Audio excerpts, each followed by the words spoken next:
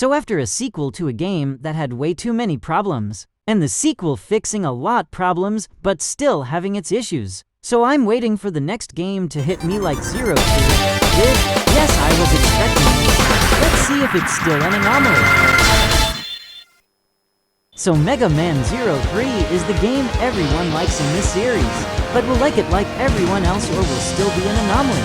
So like always, let's split this into story, gameplay, and bosses. The story in this game is still the best Mega Man story, which isn't really a high bar. I think the only story that comes close is maybe Mega Man X5. Our story starts with a mission in the snow, which is cool. Then it's revealed to be this robot called Omega. Then our doctor for this series gets revealed, which is this guy. Anyway, this fishbowl brings back Copy X and sends out the robots with goofy names, like Blazin Fizzard. Also special mention to the green guy for having another metal song on the Game Boy Advance.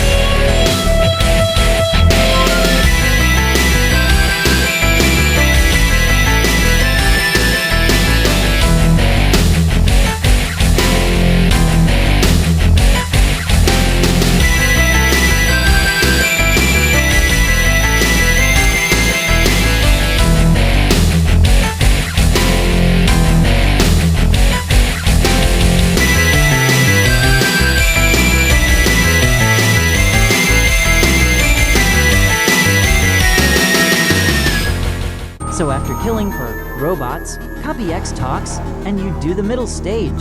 Anyway, Dr. Weil sends a rocket, most likely killing lots of people. And Omega gets a new form, now gold flavor. After some story, the dead return from 01, which is very cool because I like it when people come back and try to kill you.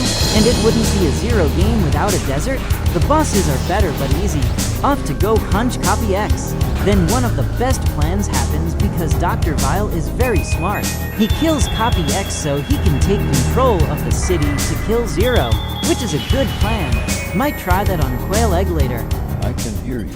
Anyway, for more robots, the coolest is this big guy. I like when small guy fights big guy. Anyway, final levels where you can have a special encounter with Phantom, which is very cool. More on him later. You know the drill.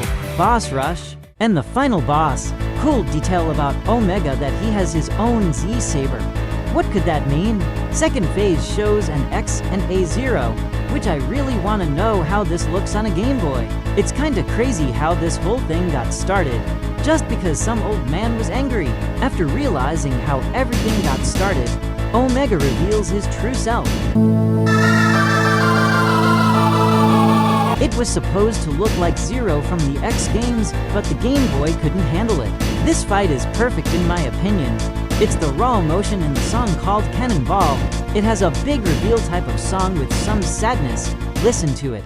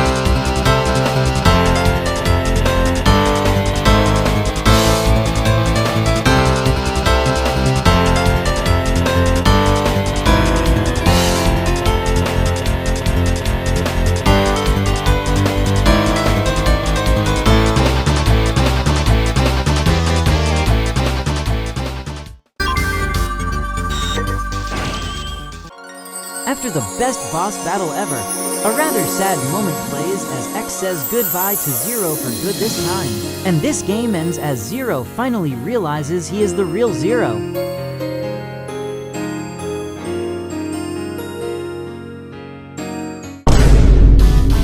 The gameplay in this game improves every single problem from the past two games. I think a mechanic that gets improved is the EX skills, as there's more of them and better combat potential. I like the recoil rod as it works well to combo most bosses.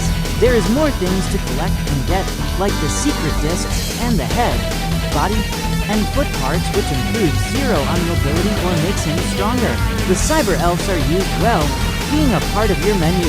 But yes, the combat is for sure better and fun to master. On the bosses, let's talk about them. The bosses in this game are pretty fun to just combo and beat them. It's good stuff, as you can stack damage on bosses for some style points, which is cool. Powdery da!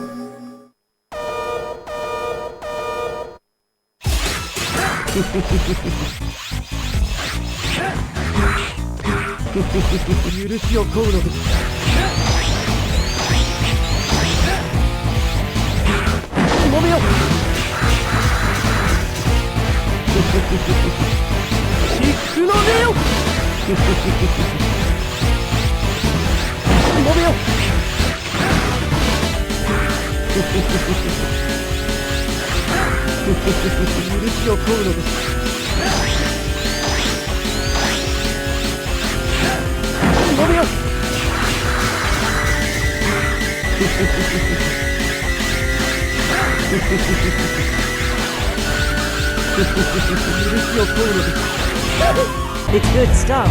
Not sure how I almost died.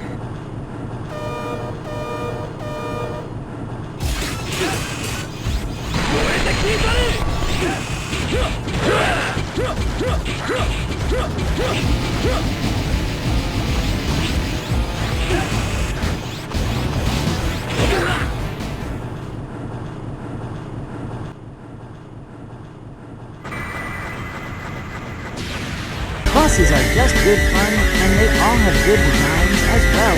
Best bosses in the series so far. I've always liked this game for its fun gameplay and good story, also having one of my favorite boss fights ever.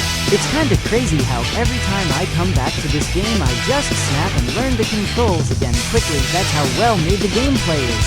It's always been one of my favorite games ever, down to the story and gameplay. This game gets a 9.5 out of 10 only because of one boss. And if you've played the game before, you should know which boss it is. Thanks for watching. Subscribe.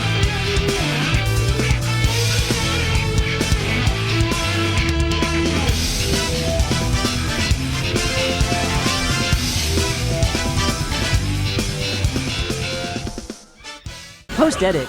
Forgot to talk about this guy. He is a pretty good boss.